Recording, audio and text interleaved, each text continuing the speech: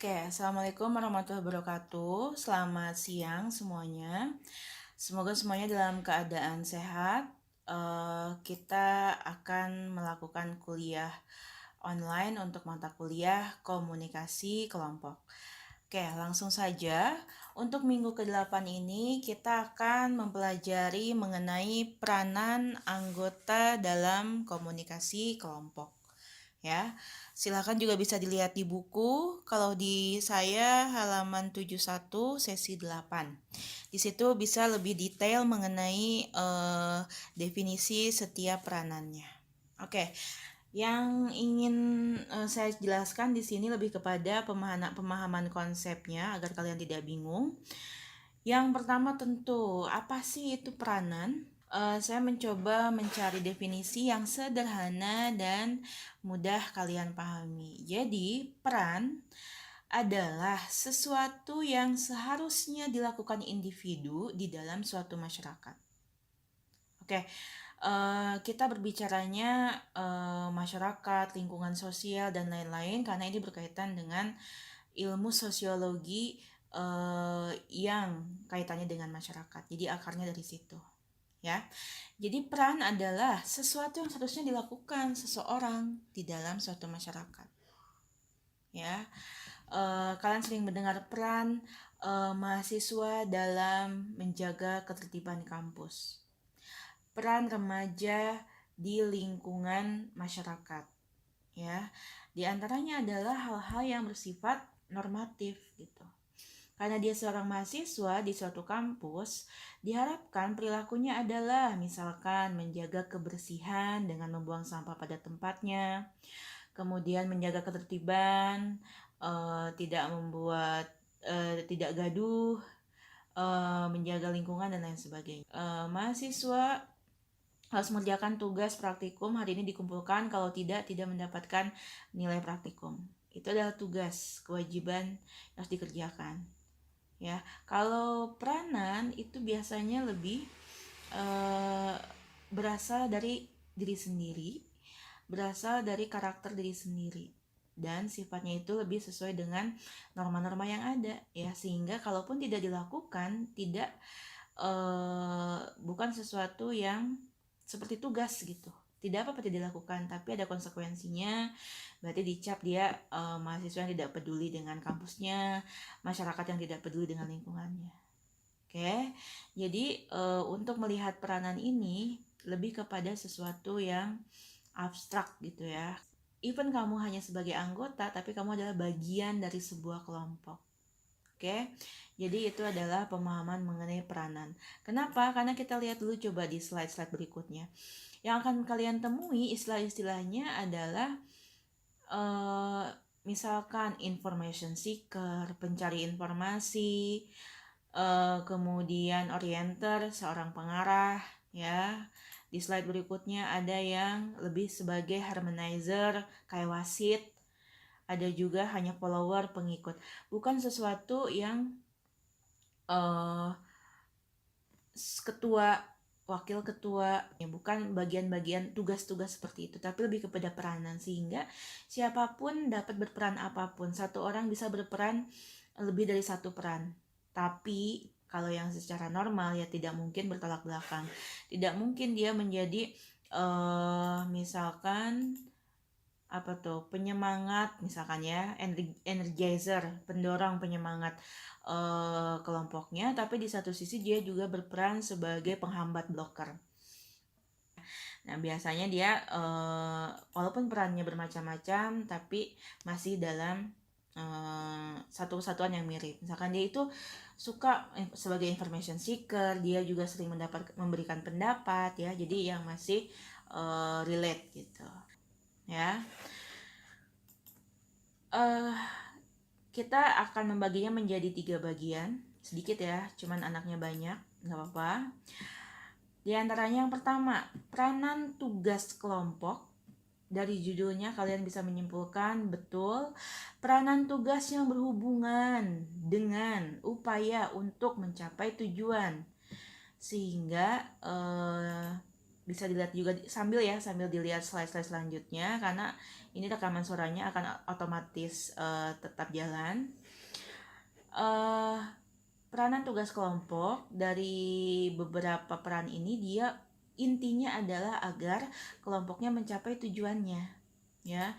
Kalau jenisnya kelompok tugas, berarti untuk menyelesaikan tugas, ya. Dia mencari informasi, peran dia adalah lebih kepada dominan, dia memasok informasi-informasi, ide-ide, kemudian dia selalu memberi pendapat, ya, untuk agar si tugasnya itu dapat tercapai.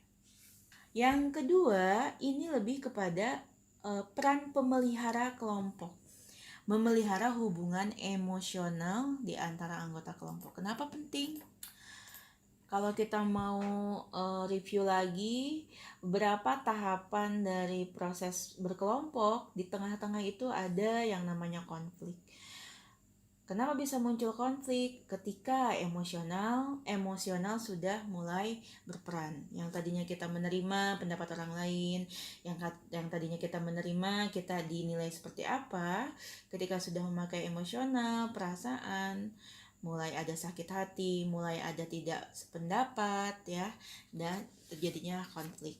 Yang mana konflik itu sebisa mungkin dihindari, sehingga penting adanya peranan mereka yang berusaha untuk memelihara si kelompok ini agar tetap kompak, agar tetap bersatu, tidak bubar dan lain sebagainya, ya. Yang ketiga adalah peran individual. Bisa dilihat mungkin sekilas, ya, di halaman terakhir, sepertinya sifatnya negatif, ya, karena di sini pengertiannya adalah peranan dari seorang anggota yang hanya ingin memuaskan kebutuhan individunya saja, di mana kebutuhan individualnya itu tidak relevan dengan kepentingan kelompoknya. Oke, kita lihat lagi di slide ketiga, ya. Bu, berarti ini hanya peranan tugas, berarti hanya ada di kelompok tugas, yang lainnya tidak ada. Tidak seperti itu. Masalahnya hanya mana yang mendominasi. Contohnya kalau kita di kelompok yang jenisnya tugas, biasanya kan setiap pertemuan, setiap obrolan itu biasanya fokus ke tugas. Maka akan jarang ada peranan pemeliharaan kelompok, ya. Dan biasanya kelompok tugas kan dia yang penting tugasnya selesai tepat waktu, sudah, kelompoknya pun biasanya bubar. Oke. Sebaliknya, kalau kelompok sosial, contohnya kelompok pertemanan, kelompok lingkungan, kan kita itu biasanya jangka panjang, tidak ada tujuan tugas yang harus diselesaikan, dan biasanya tidak langsung bubar gitu kan, ya. Nah, di situ mungkin akan lebih banyak ditemukan peranan pemeliharaan kelompok. Biasanya kalau yang satu geng ada yang berantem, pasti ada yang menengahi, ya. Kemudian ada juga yang selalu ngajak ketemuan, kumpul yuk, kita udah lama nggak kumpul, ya. Jadi peranan itu yang lebih menonjol. Kemudian peranan individu, kenapa sih Bu harus ada kenapa sih ada yang seperti itu gitu, ya. Atau kalian bisa mulai merefleksi diri, kalian itu perannya apa di anggota. Jangan-jangan kalian justru termasuk ke peranan individual, ya. Mungkin kalian itu menghambat, mencari muka, nggak peduli sama kelompoknya. Coba, ya. Jadi kalau kita melihat itu hal yang negatif, coba kita lihat dulu.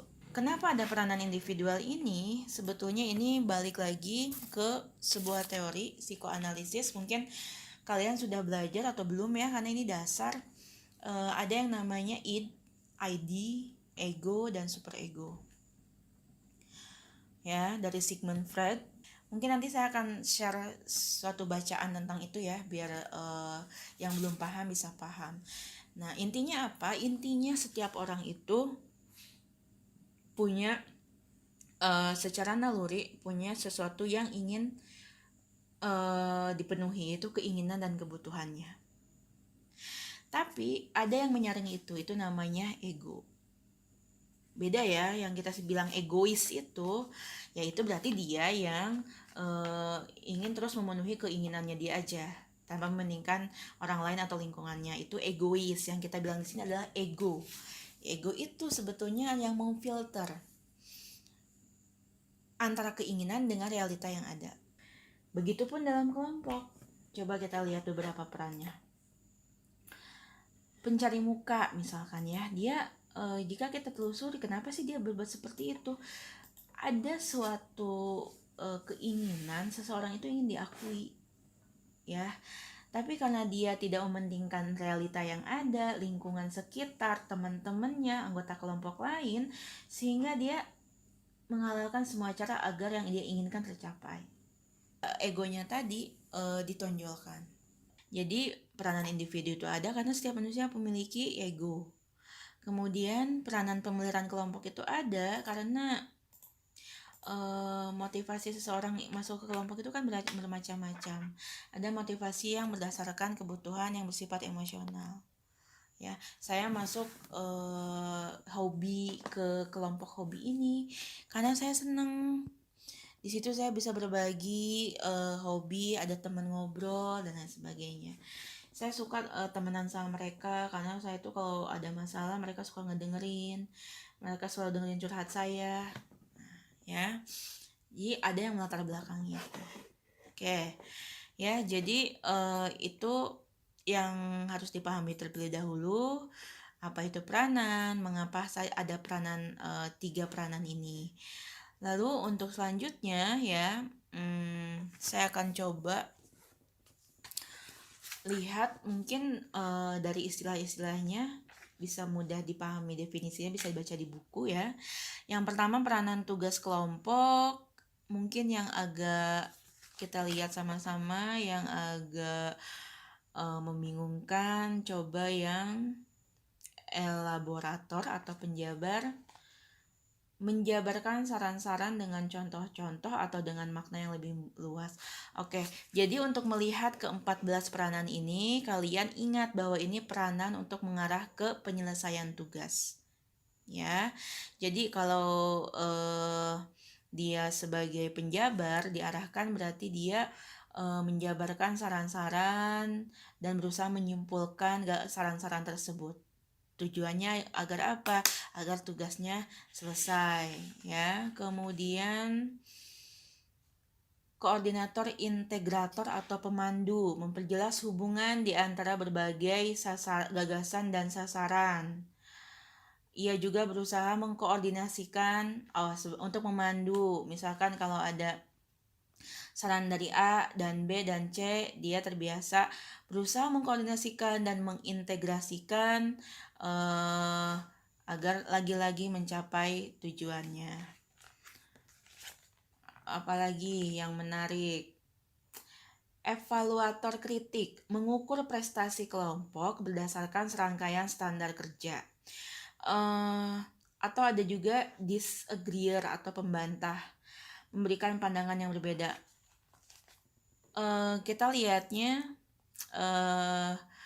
seperti tadi yang individu terlihat seperti negatif semua, tapi ada juga yang positifnya. Misalkan ini pun seperti itu, ada disagreeer, ada evaluator kritik, tapi dalam artian misalkan yang disagreeer memberikan pandangan yang berbeda, mengajukan bantahan, menunjukkan kesalahan fakta atau penalaran.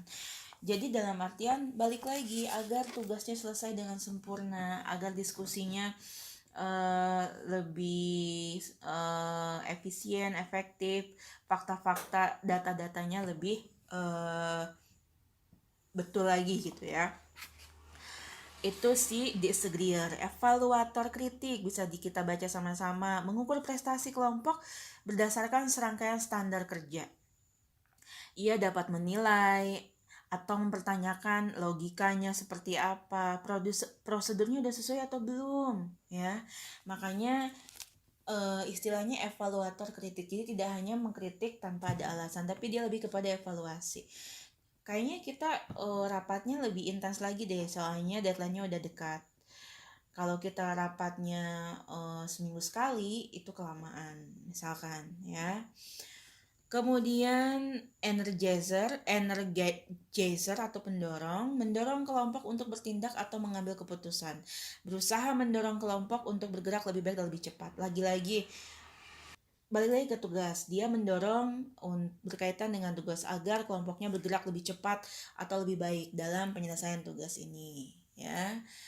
Kemudian petugas teknik melayani keperluan kelompok untuk melaksanakan tugas rutin, misalnya menyebarkan bahan, dan itu sangat membantu menggerakkan objek, mengatur tempat duduk, dan lain sebagainya.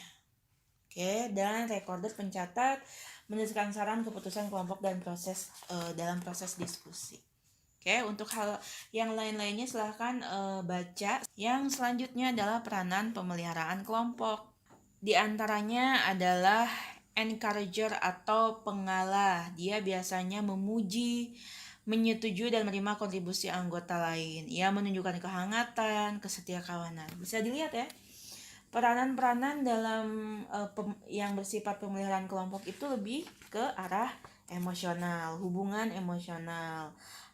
Harmonizer sebagai kalau ada pertikaian dia yang melerai, ya. Kemudian apalagi yang menarik, gatekeeper, penjaga gawang, berusaha membuka saluran komunikasi dengan mendorong partisipasi yang lain atau dengan mengusulkan aturan arus komunikasi, ya.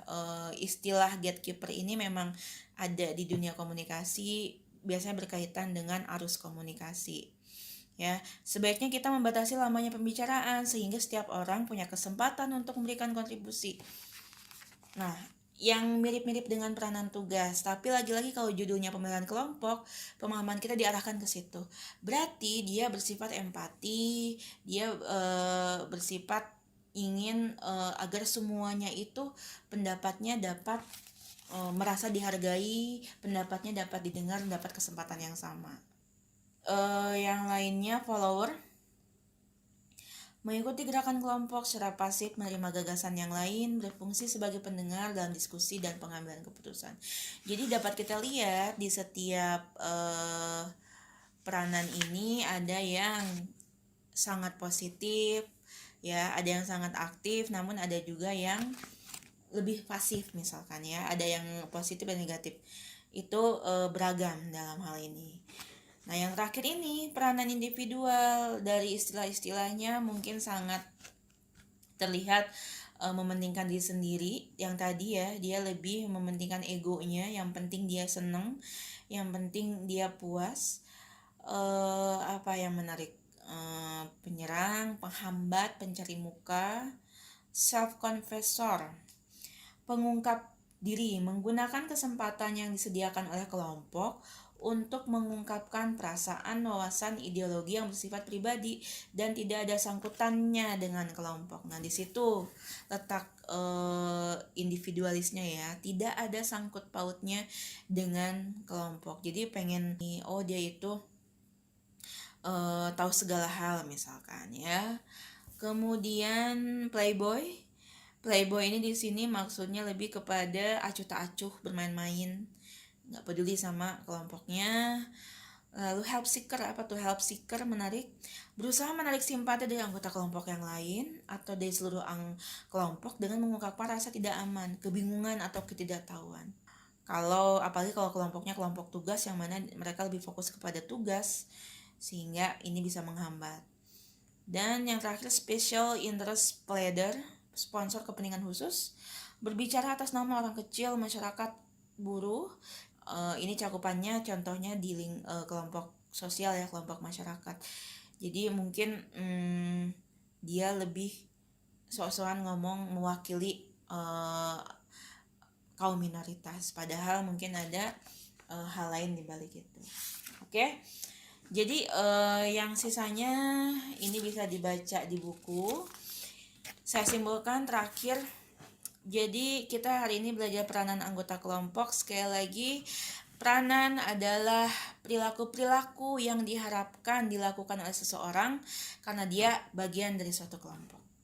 Oke, kita melihatnya ada 3 dan masing-masing memiliki jenis-jenis peranannya. Oke, itu saja untuk penjelasan hari ini. Nah, setelah kalian mendengarkan penjelasan ini, kemudian silahkan kembali membaca bukunya dengan mengisi kuis di link yang sudah saya share di Google Classroom. Untuk ketentuan kuisnya sangat sederhana. Kuisnya berbentuk Google Form. Kalian tinggal mengisi. Itu menjadi cerminan bahwa kalian sudah memahami masing-masing pengertiannya ini. Oke, kita bahas selanjutnya di WhatsApp group maupun Google Classroom. Terima kasih, sampai bertemu lagi nanti di pertemuan selanjutnya. Wassalamualaikum.